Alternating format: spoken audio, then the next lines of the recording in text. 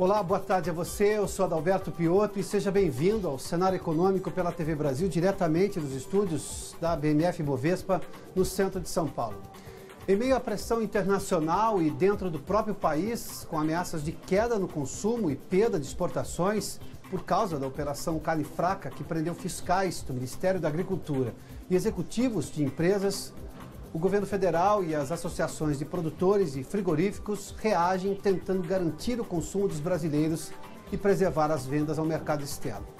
Até agora, além da União Europeia, que pediu a suspensão das exportações das empresas envolvidas, Chile, Coreia do Sul e China já anunciaram restrições à carne brasileira. O presidente Michel Temer disse hoje em São Paulo que a ação da Polícia Federal com a Operação Carne Fraca atinge apenas uma parte pequena do setor. O presidente defendeu o agronegócio como uma atividade muito importante e, segundo ele, não pode ser desvalorizada por um pequeno grupo, já que o país tem um sistema confiável, resultado de muitos anos de trabalho e exporta carne para mais de 150 países. Para Michel Temer, os problemas apontados pela Polícia Federal podem ser apurados e os responsáveis fiscalizados e punidos. Só 3 frigoríficos, 3 plantas, que foram interditadas. E, além das 3, mais 18, 19 serão investigadas. Isso num total, volto a dizer, de 4.300 e tantos, 800 e tantas plantas atinentes a essa área. E, ademais disso, convenhamos, o Ministério da Agricultura tem 11.300 servidores. Tem 30 e poucos servidores que estão envolvidos e, portanto, serão investigados. Não significa que já estejam pré-condenados, mas estão sendo investigados, portanto, num número diminuto, não é? E até ontem, interessante, eu dava um dado muito importante, nós exportamos, nesses 6 meses, 184 mil partidas de carne in natura para os vários países.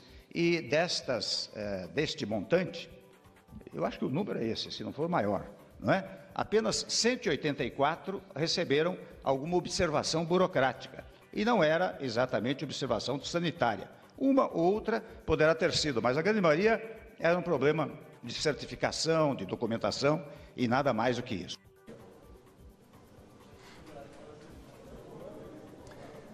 E as entidades do setor de produção de carnes se manifestaram hoje de manhã numa entrevista coletiva em São Paulo para defender a qualidade do produto brasileiro. A repórter Vanessa Casalini está no estúdio da TV Brasil aqui em São Paulo, tem outras informações. Oi, Vanessa, boa noite.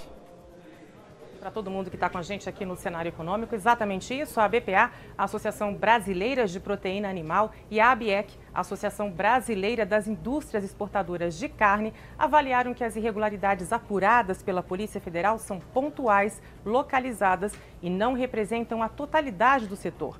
Para o presidente da ABPA, é preciso separar o joio do trigo. Francisco Turra disse não se opor ao trabalho da Polícia Federal, mas criticou a forma como a PF divulgou as informações. A comunicação, a nosso juízo, ensejou, digamos, essa generalização. O minuto seguinte já partiu para assim, carnes brasileiras todas niveladas, empresas brasileiras todas jogadas no lixo. Esse é o estrago, e isso que nós estamos tentando clarificar. Já o presidente da ABIEC, a Associação Brasileira das Indústrias Exportadoras de Carne, lamentou as restrições que foram agora impostas às vendas externas de carne brasileira. Para Antônio Jorge Camardelli, a Operação Carne Fraca impõe um esforço conjunto e um retrocesso a todos os elos dessa cadeia. Existe uma grande tarefa conjunta frente a essa crise desnecessária que indubitavelmente macula um trabalho em busca desses mercados. Finalizando,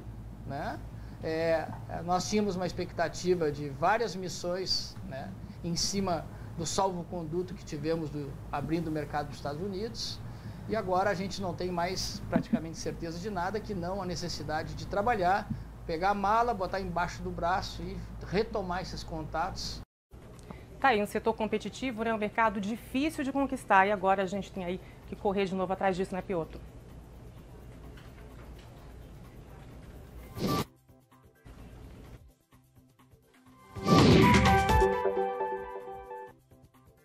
Então, Miguel, nós temos uma situação muito clara. Na sexta-feira nós tivemos todo aquele drama com o anúncio da investigação da Polícia Federal, com mandados de prisão, fechamento de algumas unidades de frigoríficos. Na segunda-feira, hoje, nós já tivemos várias situações. Embargo de carne para a União Europeia, pedido de explicações oficiais para o governo federal. Aliás, o governo se reuniu ontem, no domingo, que é uma novidade, que chama a atenção exatamente para tentar debelar qualquer crise maior. Na sua opinião, nós estamos em que estágio agora? E que implicações isso tudo pode ter? Nós temos uma semana cheia agora. Bom, o estágio que nós estamos é para avaliar quais os estragos que poderão advir dessa situação. Eles começam agora, é só o início, né? O governo brasileiro, na minha opinião, agiu bem, né? Rapidamente deu uma satisfação para a sociedade, para os compradores, reuniu os produtores, isso tem um ponto positivo.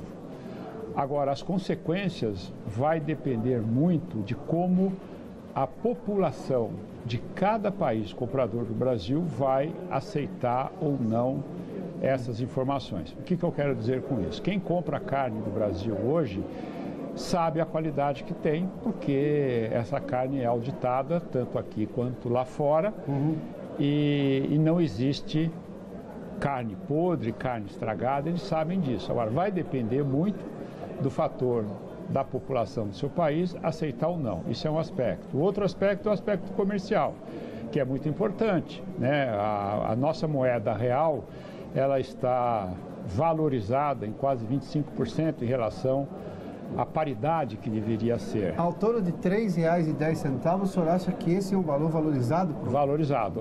O câmbio deveria estar em torno de R$ 3,40 a R$ 3,50, que é a paridade de troca. Porque o câmbio, o que é a moeda? É o instrumento que você usa para fazer troca de mercadorias. Se você tem essa moeda valorizada, a sua mercadoria fica mais cara. Então, isso pode ser um dos fatores também que alguns países podem tentar rever os contratos e tentar reduzir preços. Mas usando a alegação de defesa sanitária.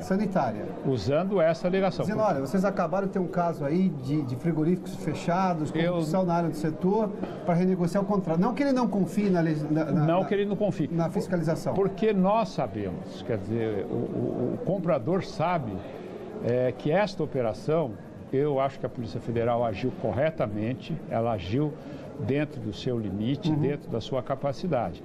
Mas todos nós sabemos que os grandes exportadores não têm nenhum problema de fitossanitários em relação à sua mercadoria.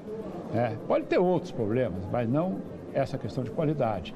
Então isso, mais cedo ou mais tarde, a realidade é essa. Agora, o que pode haver é uma tentativa de renegociar contrato. Agora, isso é muito ruim, né? Porque isso destrói trabalho de muitos anos que o Brasil vem fazendo, isso destrói também toda a cadeia, o pecuarista que já vem reclamando da elevação de custos.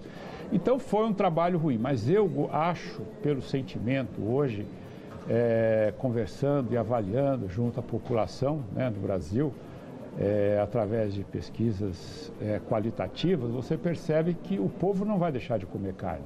E 80% da nossa produção é consumida no mercado interno. Então, se esse mercado se sustentar, dificilmente nós vamos ter um desfecho desfavorável nessa situação. Já estava sendo prevista uma certa redução de preço por causa do valor negociado no mercado futuro do boi.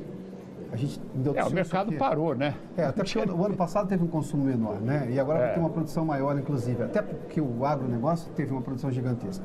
Não é pela crise. O senhor acha que a crise aqui, devido a esse fato, vai também fazer com que baixe um pouco o preço para atrair o consumidor internamente? Isso já estava acontecendo. De que forma? Mas sem alegação sanitária. Sem alegação. Já estava acontecendo de que forma? Os custos de produção estão caindo, né? Os insumos estavam melhorando. Então, a arroba do boi não iria ter uma alta para que a rentabilidade do pecuarista melhorasse. Caindo o custo, você tinha uma margem de ganho melhor. Isso já estava acontecendo. Agora, isso não quer dizer que nesse momento isso vai ser favorecido. O que nós podemos ter é uma queda também dos preços. Agora, com relação ao mercado externo, com renegociação de contrato, porque o valor do câmbio, na sua avaliação, dizendo que estava extremamente alto na hora para o importador. Mas isso já é sinal de guerra de mercado, não é? Não tenha dúvida. Não tem bonzinho em comércio internacional, tem? Nós tivemos... Tivemos a soja recentemente com essa história também. A China uma vez achou que tinha que diminuir o preço da soja. Ela achou lá alguns grãos com problemas e interrompeu os embarques e pronto, foi o suficiente. Agora, a questão da carne, a Rússia, por exemplo, ela sempre usou de questões sanitárias para interromper as exportações. Já aconteceu com a Arábia Saudita, né? Nós já tivemos essa situação no passado. Só que hoje o nosso comprador, ele conhece a qualidade da nossa carne. Então, portanto, se ele usar, né, a suspensão do contrato, ele simplesmente vai querer renegociar preço. Isso não é bom no momento em que grande parte das nossas empresas exportadoras não tem rentabilidade operacional, né, suficiente para pagar juros. Então, uma queda nisso não é bom.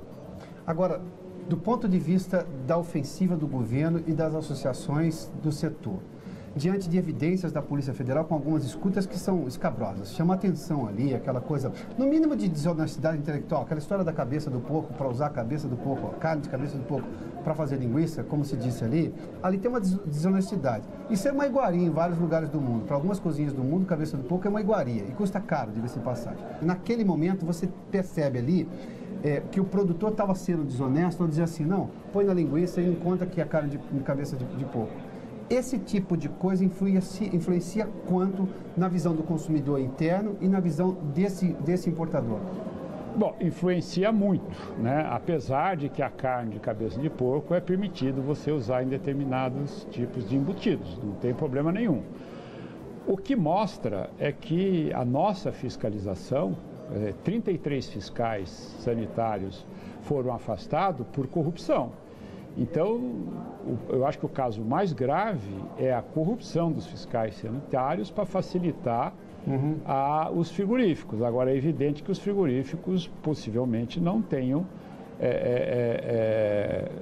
deturpado a qualidade da carne. Mas agora, por que fizeram isso? Isso é um problema. E, isoladamente, um caso isolado, um frigorífico, o Pecim, que realmente mostrou a qualidade da carne. Mas eu vou te falar uma coisa, Piotr, que eu acho que é muito mais importante que isso, e vou falar com toda a sinceridade. O problema da sanidade não está aí.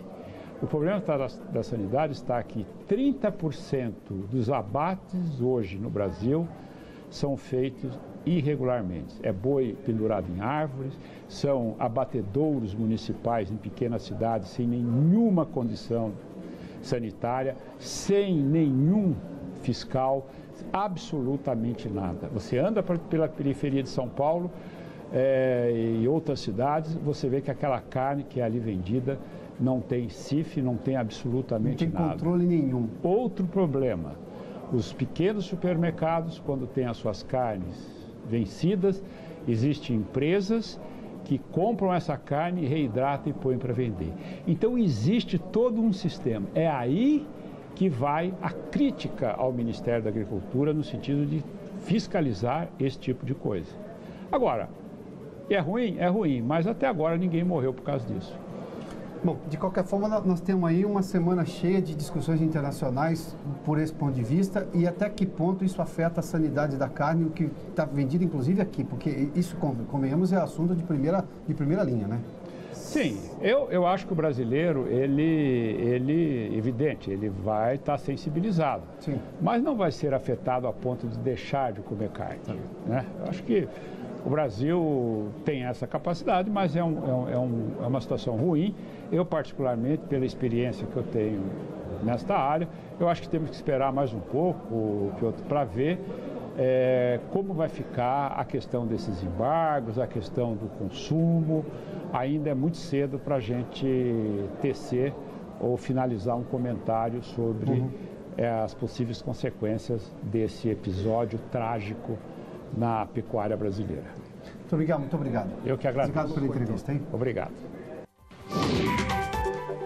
Bom, só para fazer uma explicação, a entrevista aí com o economista Miguel Daúde, que é especialista exatamente nessa área do agronegócio, que sucedeu a informação da Vanessa, precedia, na verdade, era para ser precedida de uma informação que vou dar agora. Até para a gente fazer um balanço de qual é a repercussão exatamente, o tamanho da repercussão internacional, que o Miguel Daúde fazia essa explicação numa entrevista que foi gravada há pouco. Vamos lá, a informação é a seguinte, olha. A União Europeia pediu ao governo brasileiro que suspenda a exportação de carnes das empresas envolvidas. Essa posição dos europeus ainda é considerada, dentro da lógica do comércio internacional, prudente e moderada, depois desse escândalo envolvendo fiscais, executivos de empresas na falsificação de carnes. O Chile, no entanto, já suspendeu temporariamente todas as importações do produto brasileiro. A Coreia do Sul disse ter banido frangos exportados pela BR Foods. A BR Foods é exatamente aquela empresa cuja unidade em Goiás, na cidade de Mineiros, foi interditada e onde saiu boa parte da denúncia. E a China barrou também temporariamente a importação de carne brasileira. Todos esses países estão pedindo mais informações e mais fiscalização, mais intensa, inclusive, por parte do Ministério da Agricultura. Bom, para falar sobre esse assunto, aliás, antes também a gente está falando sobre a questão da carne, mas tem também as negociações acerca da reforma da Previdência que continuam. O ministro da Fazenda, Henrique Meirelles, teve reunião agora há pouco, está tendo uma reunião nesse momento em Brasília com os ministros e líderes parlamentares. Pedro Henrique Moreira acompanha a reunião e tem mais detalhes. Pedro, boa noite. Olá, Piotr, boa noite para você, boa noite a todos. Piotr, eu só queria conversar com você sobre um outro assunto. A tarde aqui em Brasília foi um pouco corrida e a gente pode ter tido esse desencontro de informações. O que eu acabei de acompanhar foi uma entrevista coletiva do ministro Blairo Maggi, justamente esse assunto aí que vem tomando conta do seu noticiário até o momento. Ele falou durante bastante tempo com jornalistas, eu vou pedir licença para ler aqui alguns pontos e atualizar as informações que você já deu. Com relação à China, por exemplo, ele esclareceu que a China proibiu apenas que os contêineres de carne brasileira saiam dos portos. As exportações que chegarem até a China estão lá restritas aos portos até que a situação se esclareça. E o ministro informou que hoje, às 9 da noite, vai haver uma teleconferência entre técnicos do Ministério da Agricultura e técnicos chineses para prestar os esclarecimentos aí que a China pedir. Com relação à Europa, a Europa suspendeu sim a importação de carne brasileira das 21 fábricas que estão sob suspeita. E o ministro explicou que apenas 4 dessas fábricas exportavam para a Europa. Coreia do Norte. Coreia, você já falou aí da BRF. Ele disse também que o Egito fez um pedido de informação e que no caso do Chile, que você disse aí que já anunciou, né, que não vai comprar mais, suspender temporariamente a carne brasileira, ele disse que já até pediu autorização ao presidente Michel Temer, que aí nessa negociação ele pode inclusive endurecer a estratégia e fazer retaliação, deixar de comprar produtos do Chile caso a situação se agrave e se estenda por um período maior aí. E com relação ao mercado interno, uma informação que até preocupa um pouco os consumidores. Foi muito perguntado com relação ao rastreamento de possíveis lotes, né, que tenham sido fraudados. O ministro tentou tranquilizar, dizendo que os problemas apontados pelas investigações têm mais a ver com suborno, com sonegação e não com fraude de produtos, com produtos impróprios para consumo. E aí a parte que preocupa. Ele disse que nos autos da investigação não tem lá informação, por exemplo, no dia tal foi constatada a fraude tal, né, a mistura de tal produto. Então que não tem como saber quais os lotes que tem problema e que o Ministério não sabe. E que como essa investigação durou mais de 2 anos, provavelmente esses produtos já foram consumidos. Ele disse que o Ministério está recolhendo produtos nos mercados, está enviando para os laboratórios e se tiver algum problema constatado, vai recomendar, obviamente, o recolhimento desses produtos. Para finalizar, ele disse que se todos esses países que estão pedindo informação ao Brasil sobre a carne, se todos eles suspenderem a compra de carne brasileira, seria um desastre. Isso considerando o efeito em toda a cadeia produtiva que emprega milhões de pessoas e que correspondeu a cerca de 15 bilhões de dólares de exportações no ano passado. Piotr.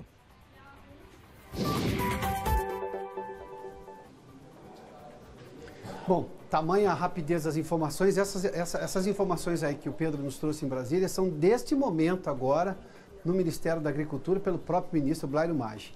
Nós tínhamos apurado as informações dos países e como estavam reagindo os países um pouco antes de começar aqui o cenário econômico. Portanto, a velocidade com que essas informações estão acontecendo e, claro, como os países estão se comportando e demandando exatamente ao Ministério da Agricultura, foram, portanto, atualizadas aí na informação do Pedro Henrique Moreira. Obrigado, Pedro, pelos detalhes aí. Ao longo da programação, ao longo do cenário econômico, ao longo da programação aqui da TV Brasil, você vai acompanhar cada detalhe e cada avanço que houver na posição dos países ou mesmo aqui decisões do governo acerca do mercado interno.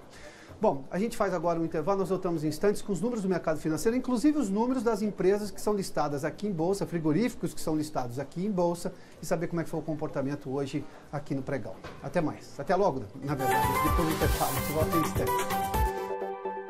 E as ações dos grandes frigoríficos tiveram um comportamento distinto hoje aqui no pregão de segunda-feira na Bolsa. Na sexta, você se lembra, as duas gigantes do setor, JBS e também a Brasil Foods, que detém várias marcas famosas do mercado, haviam caído. Vamos dar uma olhada. Aliás, puxaram o Ibovespa para baixo. Vamos dar uma olhadinha como está hoje. Olha, a JBS e a Brasil Foods, a JBS está subindo hoje 0,74%, recuperando parte da perda, e a BR Foods está caindo 2,15%. A BR Foods tem exatamente aquela planta de frangos ali na cidade de Mineiros, em Goiás, e teve interditada ali também.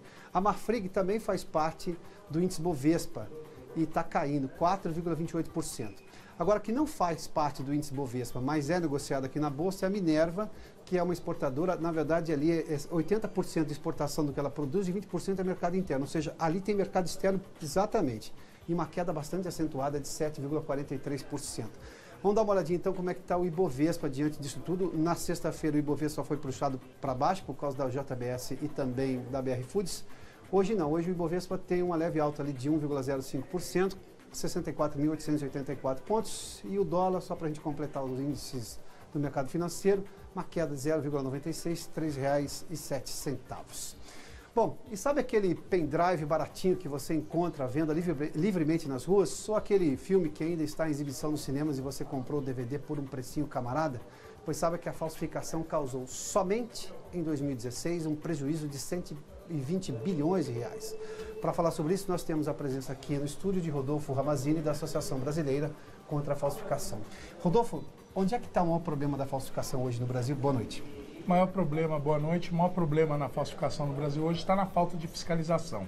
Ou seja, os órgãos que deveriam combater isso carecem de agentes e de material também para realizar um trabalho mais efetivo. Esse problema da fiscalização, a empresa é vítima ou tem empresa que participa dessa vilania gigantesca que é a pirataria? Obviamente que muitas empresas participam. Agora, via de regra, as empresas líderes de mercado são as que sofrem com a falsificação e o contrabando. Sofrem uma concorrência desleal feita por outras empresas que querem crescer nesse mercado sem concorrer lealmente, sem pagar todos os tributos, sem trabalhar direito. E é para essas empresas que a BCF corre atrás desse prejuízo junto com as autoridades. Diante do que nós temos hoje, Rodolfo, levando em conta, evidentemente, o episódio da carne, que há acusações de falsificação de etiqueta de validade, e aí atenta contra a segurança alimentar, isso tudo está sendo investigado agora, mas há semelhança nos outros produtos falsificados. A gente sempre fala de produtos ligados a computador, ou seja, programas de computador, filmes do cinema que chegam antes para uma venda pelo cabelô ilegal, cigarro, que é outro produto extremamente, é nocivo, mas é extremamente falsificado. Tem semelhança com o episódio da carne ou não tem? Tem semelhança. Existe uma concorrência desleal muito grande no mercado por parte de empresas menores que querem crescer a qualquer custo, pondo em risco a saúde e a segurança do consumidor ao colocar no mercado produtos de péssima qualidade, muitas vezes fora de padrão, sem data de validade, ou um produto que vai causar sempre um mal para a saúde e para a segurança do consumidor. O problema pior que ocorre é o seguinte: hoje no Brasil as agências nacionais regulatórias não têm gente suficiente para fazer essa fiscalização. Não tem fiscal suficiente. Exatamente, tão poucos ministérios. Então, se não se juntar esforços das associações de classe como a BCF, em conjunto com as autoridades, com polícia, Ministério Público e outros órgãos governamentais, nós não vamos conseguir chegar em lugar nenhum. Tá. Eu posso imaginar que quem compra um embutido de carne provavelmente fora da validade, ele está sendo enganado porque ele não sabe como aconteceu. Mas o consumidor, qual é a parte dele? Porque quando ele compra um filme que está no camelô e que está no cinema ainda, ninguém lança um filme para venda direta e no cinema ao mesmo tempo. Isso existe. Quando alguém compra um produto de computador, um software qualquer, que custa R$400, ele está comprando por 90, por 50, ele também sabe que aquilo é falsificado. E qual é a culpa do consumidor nesse processo? O consumidor sempre procura o mais barato, porque o Brasil tem uma carga tributária proibitiva. Agora, o produto barato sempre acaba saindo caro. O consumidor, quando ele adquire em shoppings populares ou camelôs esses produtos que você citou, ele realmente sabe que está comprando um produto falsificado. Mas não é o mesmo caso quando ele adquire, por exemplo, um medicamento, uma autopeça, ou quando ele abastece o veículo dele com gasolina adulterada, ou quando ele compra num supermercado da sua confiança uma carne que está adulterada. Aí o consumidor ele paga o mesmo preço do produto original e ele está sendo lesado duplamente. Claro. Nesses casos, é o que ocorre com a maioria dos produtos falsificados, tem que haver um posicionamento mais firme das indústrias, junto com as autoridades, através de associações como a BCF, para que a gente consiga acabar com esse problema ou levar ele para um padrão tolerável, digamos assim. Muito obrigado, Rodolfo. Bom, o Cenário Econômico termina aqui. Boa noite a você. A gente volta amanhã, às 6 da tarde. Até lá.